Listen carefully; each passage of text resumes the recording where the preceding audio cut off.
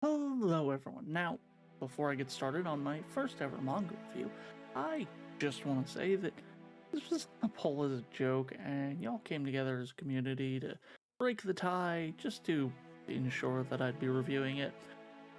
Now, we're going to preface this a bit as the community knows I'm not the biggest fan of Digimon Frontier. The show couldn't quite keep my attention when I was a child, and I haven't done a rewatch of it yet, but that is actually something I'm planning on doing soon, so keep your eyes for that.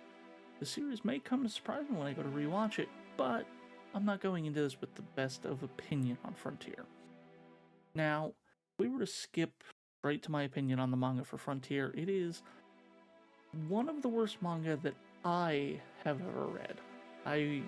That is solely my opinion. I've read a few bad ones, but this one's up there, and there's a few reasons to why. And even before I started reading it, there's a very apparent reason to be wary.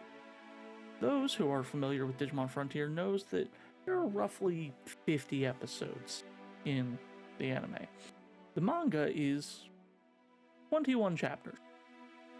Most anime would do an opposite style where if the manga was, 50 chapters, maybe the series would be 21 episodes.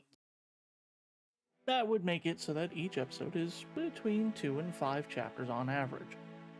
So we're going to set up a few guides on how I plan on ranking the manga, and if I use other manga, I'll probably use similar goals.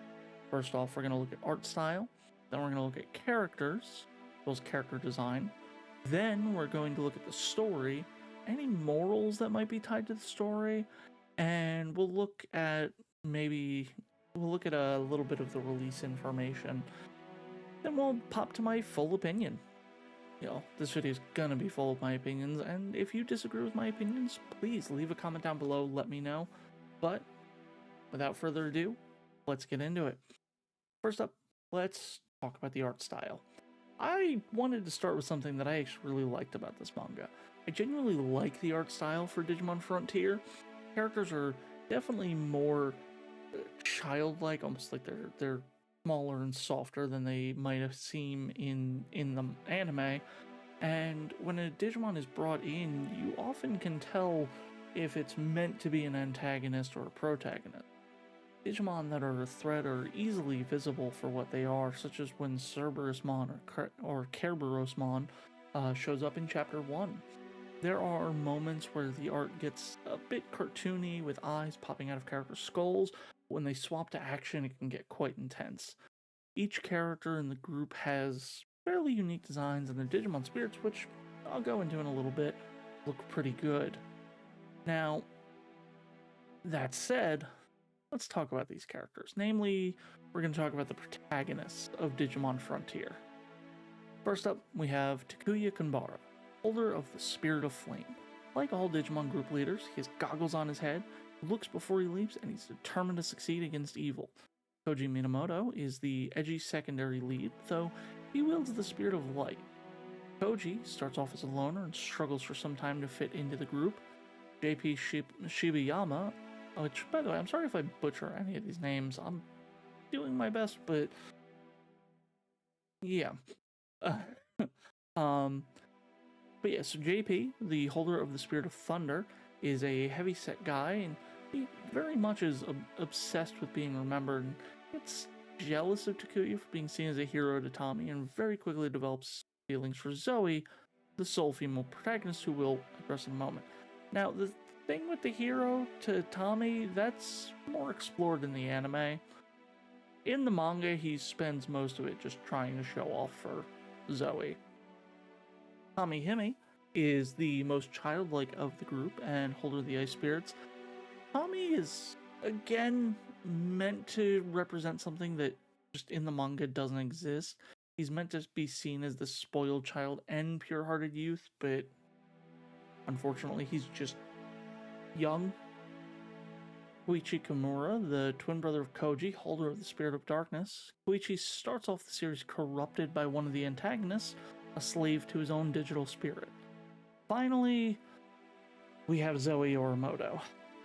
Now, I saved her last because, how to put this? Zoe is a sorry excuse for a female protagonist in general. Something she barely even could pass for in this manga. She first gets her human spirit on chapter 5, page 15, where it's announced she got it off screen, which, to remind you, is about 25% of the way through this manga. She then loses her spirit in chapter 5 on page 16. She had it for about 4 or 5 panels and then lost it. She gets it back chapter 8, page 23, and then she gets her beast spirit chapter in chapter 10, and from here on, much like most of the group, kind of fades into the background. She'll have quips, she'll be shown in fights, but doesn't really actively participate all that much. Unlike the others, though, who have gotten possibly a few empowering solo moments, she was just given a spirit, had it taken away, was given it back because of JP, got her beast spirit, and then realistically doesn't do anything on her own. It's a really sad characterization and a really sad showing of a female protagonist. Now, when it comes to Digimon partners, we only really get Neimon and Bokomon, with Patamon joining us later in the story. Neimon is there. Bokomon is there. Bokomon does, at one point out that those are the symbols of the Holy Ten Spirits. That's... And then Bokomon watches over the egg that attaches to Patamon. Patamon joins in chapter 13, almost 75% way through the manga, and it is just kind of a plot device. It tells the party where to go when Lobomon is missing, and in an attempt to undo the damage done by the antagonist, they join powers with Salamon and Lopmon. We meet other Digimon while the protagonists travel, but none of them are really companions. But let's talk about the spirits. Well, design-wise, they all look fairly cool, honestly, though Paramon and Sylphimon are more fan service than they are just cool designs. They're all designed in this almost overly ambitious Power Ranger style that I kind of enjoy, the exception of that design style being Kumamon, who just kind of looks like a teddy bear. The Beast Spirits, however, definitely take the designs to a whole different level. I definitely think Kumamon to Korikakumon is the design shift I like most, though Lobomon and Loemon are my two favorite of the spirits. Now, the big thing is all of the spirits on the protagonist side are just, they have their human counterparts' personalities, because it's just them. None of them do anything different or special. The villains, however, outside of Mercurymon and Grotmon, are also very shorted in their appearances. We see Arbormon and Lanamon show up and fight, but they don't really do much outside of that. Now, how is the story of Digimon? Well, this is about as unpolished as the format could really get. Like, in this format, it's all very quick. There's going to be spoilers here, and I'm going to be going very as in-depth as I can.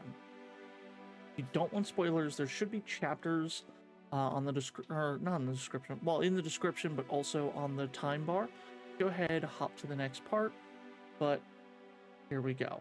From the get-go, we have Takuya getting on a train with JP, Tommy, and Zoe as they go into the digital world after getting messages ordering them to do exactly that. Their phones turn into these weird devices, which none of them really questions, just they kind of notice it happened, and they arrive at Fire Street Station. Wonder what spirit we're gonna see here. Tommy runs off crying, realizing that he's lost in a new location, and Takuya runs after him, causing them to get onto one of the trail lines that they came down, hoping he can walk back home, in spite of the fact this is over a bottomless chasm. They're then attacked by Cerberusmon. Takuya grabs a lead pipe and slaps Cerberusmon with it before unleashing the spirit of a Goonimon. Here we also meet Neimon and Bokomon, who are here. Agunimon beats Cerberusmon, scans his data, and that's the end of chapter 1. From here, Bokomon explains the summary of the plot in a single paragraph before we meet Koji. Koji is introduced saving JP and Tommy from a bunch of Pagumon that they had angered that Digivolve into a Raremon. From here, each chapter kind of goes along the same path where the party goes somewhere, one of the people gains a spirit, and they resolve the fight, with the exception of Zoe. Koji defeats Raremon, Kumamon defeats a bunch of Candlemon and Wizardmon, Beetlemon fights against Gigasmon the Earth Spirit, though this fight ends with everyone being separated and de-digivolved. Chapter 5 mostly follows Koji, interestingly, as he escapes being Gigasmon's prisoner and chooses to pick another fight with him, only to be protected by Fairymon, who got her Spirit of Wind from Breezy Village off-screen, and then loses it to Gigasmon within a page. Anyway, while here, though, Koji unlocks his Beast Spirit, Kenogurumon, and manages to beat but not finish off Gigasmon. Maybe a day later, the fight with Grotmon, the Spirit of Earth's human spirit, continues, though Takuya actually unlocks his Beast Spirit here and loses control, almost attacking Tommy. There's this moment where he shows genuine remorse and feels bad about what he's done, but then Shamamon leads the kids to the home of Sorcerermon, who then decides to just misname Serafimon. I'm not sure if this is a translation issue with where I'm reading it, or if this is actually a canon translation issue, but this does happen. Serafimon then provides exposition before being attacked by the spirits of water, metal, wood, and earth, or Lanamon, Mercurymon, Arbormon, and Grotmon, respectively. Everyone but Zoe digivolves and immediately begins fighting, even Serafimon joining into the battle, though Mercurymon just reflects his attack, reverting him to a Digi-Egg. Zoe, proving she can do something in this story, grabs the egg and everyone escapes through a back door without Sorcerermon. The door leads to a cave where a Waymon mentions that Gigasmon ate an entire ocean's worth of data, but is interrupted by Arbormon choosing to continue the fight.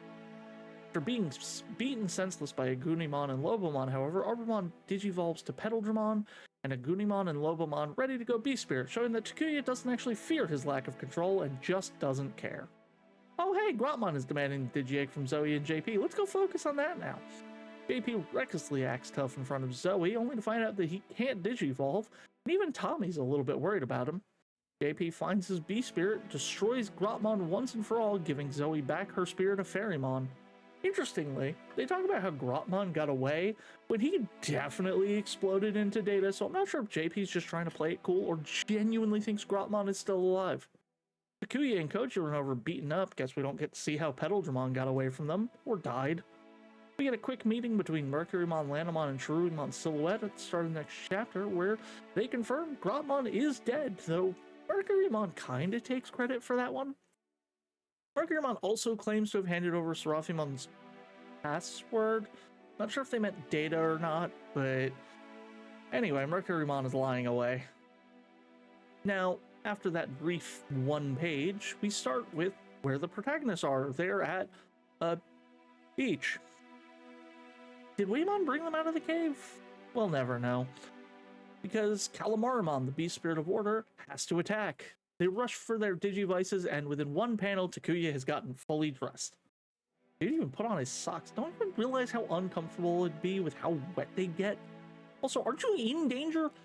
Oh hey, Toucanmon stole their Digivice. Guess you should have transformed instead of worrying about putting on wet socks. Takuya runs after Toucanmon while Zoe and Tommy digivolve to fight Calamarimon since they weren't swimming and were able to watch their Digivices. And everyone else is too, but Zoe doesn't get to do anything really in most of the series, so I guess I can give her a pass for this sabotage, but come on Tommy, you at least had a fight. Anyway, the party splits up. Takuya and Koji versus Arbormon, Fairymon and Kumamon versus Calamarimon and JP. Anyway, after saving Toucanmon's baby from Arbormon's attacks, it returns the Digivices to Takuya and Koji, allowing them to transform. They go beast mode, yet again proving Takuya doesn't give a shit, while Arbormon becomes Petaldramon, which... Did this work last time? We genuinely don't know how that fight went. After a beam struggle, Pedaldramon reverts back to Arbormon, and before Arbormon can do anything, he's slain from behind. A dark figure comes from the jungle. Duskmon absolutely obliterating Takuya and Koji, beating their beast forms and forcing them into their human spirit forms. Even de-digivolving Koji, putting him into a small existential crisis as we get the first hint at who Duskmon is. Going back, Zoe and Tommy get their beast spirits, destroy Calamarimon, which Zoe scans her data, and then Duskmon unleashes a huge burst of darkness. The next thing we see is a train station. Kuya, in the body of a Flamemon, starts running around and chases himself down. After seeing some random kid fall down the stairs and probably die, wonder if that'll be relevant, he gets shot at. He becomes aware of the responsibility he has as the leader of the group, and he, with absolutely nothing but determination, returns to the digital world. Cutting back to the digital world, Mercurymon is currently torturing everyone else, asking where Takuya is. Takuya comes in attacking as a Gunimon, freeing his friends, who then digivolve and begin onslaught of Mercurymon. Now, in a masterful form of storytelling, everyone believes Mercurymon is dead at the end of the chapter. And the next one starts with them all staring at the skies going, "What's that?" before being hit by something. They're then walking through a tunnel lined with eyes, which, gross, before being shoved into said eyes, gross. We find out they're inside Sephirothmon, and no, I won't play the music. No, I don't want to get... Alright, a little bit of it as a treat. Also, look at this thing. This is the beast spirit of metal. I think they're more focused on the idea of it being metal as in the adjective when someone's like, bro, that's so metal. Anyway, going back to our normal track, everyone ends up in fights, though Duskmon interrupts Koji's fight because he wants to understand their relationship. After a small existential crisis from Duskmon, Koji unlocks a hybrid evolution between human and beast spirit, Beowulfmon. Their fight frees Koji and Duskmon from Sephirothmon, and Agunimon is confronted by Black Seraphimon, an evil, twisted version of Seraphimon. Agunimon really starts losing this fight, though he too unlocks the hybrid evolution of Aldamon, manages to beat Black Seraphimon, stealing away Mercurymon's human spirit. Patamon then hatches from the egg, managing to recover its data, though for some reason it has Bogomon's, like, belt sash thing? I don't know, it looks a bit weird. With the power of friendship, they unleash a united attack and destroy Sephirothmon. Koji and Duskmon continued fighting while moving, so nobody knows where they are except for Patamon for reasons. We find out that Duskmon is definitely, in fact, that kid that probably died from slipping down the stairs. However, with Cherubimon's influence being as strong as it is, he changes to Velgamon. He thought Duskmon was a problem. His beast form has to be beyond a threat, as the beast forms are naturally so much stronger. You think that, right? Good. You're wrong. They actually take down Velgamon with a special move that Koji uses as Beowulfmon. With that, Koichi is human again. Now, real quick, we are up to chapter 14 at this point. For those keeping track, this means we have 7 chapters to wrap up this story. It's fine though, we cut to a lot of tension between Koji and Koichi, which everyone gets together, and then suddenly we're in front of the lair of the evil Cherubimon, with Ophanimon in a cage of light. How wondrous! During the fight with Cherubimon, Koichi attains the true spirits of darkness, turning into Loemon. Everyone does their best, even Ophanimon sacrifices her power to try and get Cherubimon to change back into Vaccine Cherubimon instead of Virus Cherubimon, which frees the Digivices that he stole from everybody. Through the power of friendship, Takuya becomes Emperor Greymon and Koji becomes Magna Garurumon, and I just gotta point out, I really want to like these designs, I really do, but Emperor Greymon's got this really unfortunate design piece in the introduction page with the way he's standing. I won't point it out specifically. Anyway, with their powers combined, they put a huge fight up against Cherubimon, and while he gets a power up from pulling in a bunch of data, in the end, they win, except, oh no, there's a new Digimon villain that wants the Royal Knights, specifically Dynasmon and Crusadermon, or Lord Nightmon, to collect data for him. And that's how chapter 17 ends, of a 21 chapter manga, introducing a new, bigger, badder villain. Takuya and Koji get beaten senseless, and nobody else even stands a chance, but let's just knock them out anyway before anyone gets any ideas, and awaken to find Lopmon, Salamon, and Patamon in a field of flowers. The digital world, however, is largely destroyed. They renew their vigor, and then Dynasmon and Crusadermon show up and get annihilated, despite nothing having really changed. And then Lucamon absorbs their data and... Oh no, he's hot! Don't look at me like that. Lucamon is both a pretty boy and a bit of a bastard. Don't look at me like that. Anyway, he wipes the floor with Takuya and Koji because, well, again, everyone else is basically a background character now. Koichi jumps in the way of an attack, and we get confirmation that, well, his soul's here, but he isn't. Probably dead. Through anger and determination, everyone's spirits become one, and Takuya and Koji fuse to create Susanomon. Lucamon gets beaten, splits into 2 eggs, a black egg and an egg that's just a wire mesh. The mesh absorbs the black egg, and Lucamon is born as Lucamon Satan Mode, a dragon-like creature that dwarfs the world. He starts destroying both worlds as he pulls them onto each other, I think. I don't really explain what he's doing. To absorb all the data. Susanomon puts a stop to it. Lucamon's larval state appears from the destroyed Lucamon, and the spirits all show that they do actually have their own personalities and destroy the larval state. We then cut to the real world as Koji kicks in the door to an operating room, flashes his Digivite, and Koichi wakes up.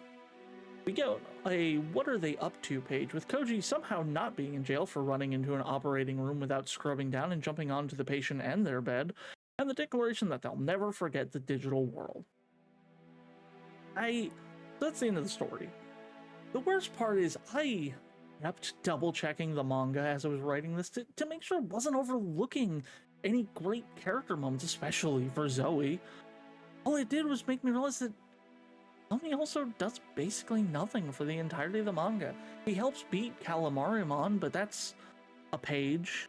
He helps beat Candlemon and Wizardmon, and he puts his spirit into the fusions, but he doesn't really do anything. JP definitely spends all of it trying to impress Zoe. Takuya will have these setups for great character development with no payoff, and Koji's basically just Takuya with an attempt at an emotional brother storyline. Pokemon doesn't really do much but a small bit of exposition at the start and hold Patamon's egg. I can't remember Namon saying a single thing in the entire manga. Lucamon's the equivalent of "this isn't even my final form," while also just being a big bad, with the only ever hint of him maybe being in Chapter 2 when we get Pokemon's exposition, and there's a world with a bunch of wings behind it, but even that could just be Serafimon or Ophanimon, since they're all angel wings, and aside from rookie form Lucamon, none of them have full angel wings.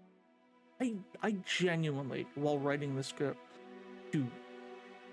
I tried genuinely to give this series the benefit of the doubt, and I literally re-recorded this entire section.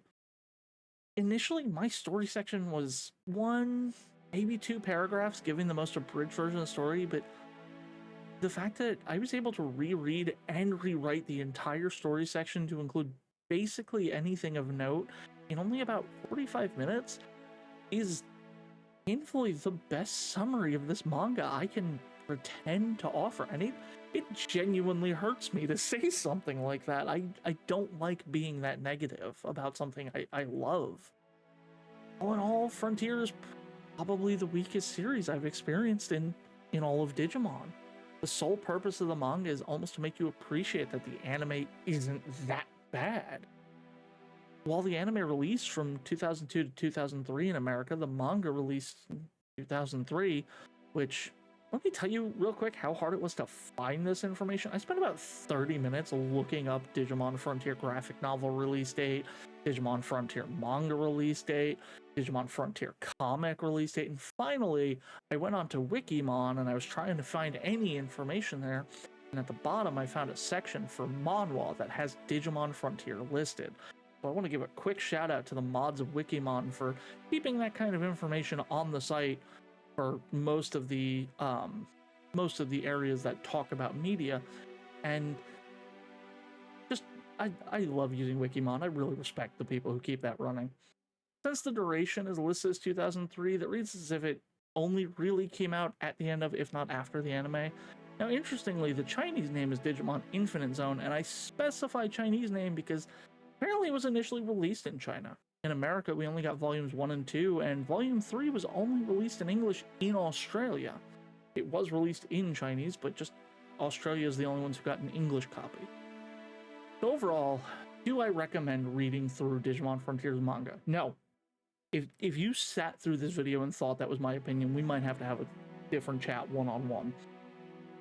The only way I could maybe recommend Digimon Frontier is either to see a low of low point for the Digimon franchise, or if you want to get into storytelling and you need an idea of how not to handle your pacing.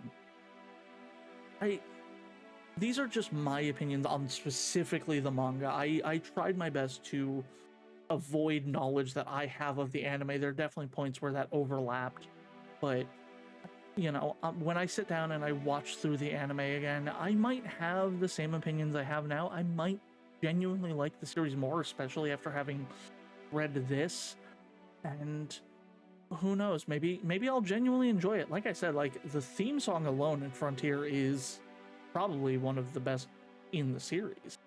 Now, that said, thank you everybody so much for watching. I genuinely tried not to be overly negative in this video because I like to have an air of positivity and, you know, kindness and joy in my videos.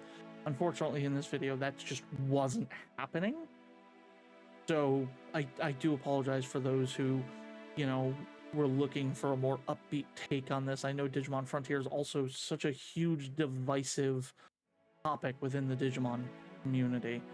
Now, let me know down below if you want me to talk about other Digimon manga or media. You know, let me know if you want me to talk about Digimon Tamers or Digimon Next. Those are both wonderful manga. Though Tamers is also on that simplified spectrum compared to the anime. It's done, in my opinion, leagues better. Thank you everybody so much for watching. I'm live on Twitch all but Monday and Wednesday. I release a video every other Wednesday, and I do Digimon or Digi Monday shorts every week where I just talk about a random Digimon, where it's from, what it digivolves to, and just some fun facts about them. I release a video every other Wednesday, like I said, and I hope to see you all in the next video. Have a wonderful day. Goodbye.